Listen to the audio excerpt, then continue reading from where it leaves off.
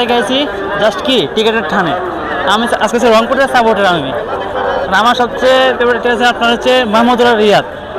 আপনি দেখেন বিপিএলে কিন্তু আপনার তাকে আর মুশফিককে কিন্তু দলে নেয় নাই। অসংখ্য ধন্যবাদ রংপুরের ম্যানেজমেন্টকে যে কিনা মাহমুদুল্লাহ এবং মুশফিককে কি নিলামে তাদের দলে অন্তর্ভুক্ত করছে।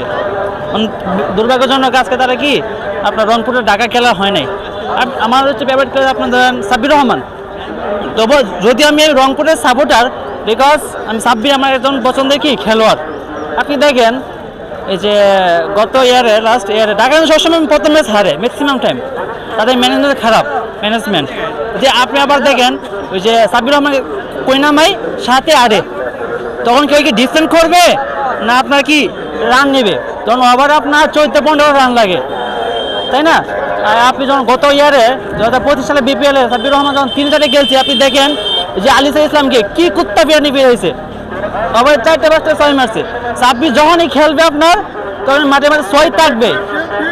আচ্ছা ভাইয়া কোথা থেকে আসছেন? ভাই আমরা আছি কিশোরগঞ্জ থেকে। তাই বাসায় বই রেখে বড় সাথে এসেছি খেলা দেখতে। এবার সকালে আপনার বুড়ে টেনে শীতের মধ্যে রক্তে আমাদের কি টিকিট মেশে আমাদের। আমার প্রিয় গেম হচ্ছে টিকিট।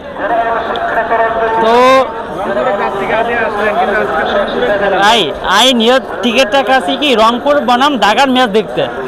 দুর্ভাগ্যজনক কালকে একটা ভালো একটা খারাপ ঘটনা ঘটে গেছে, এই জন্য কি আপনার কালকে ম্যাচটা হয় নাই।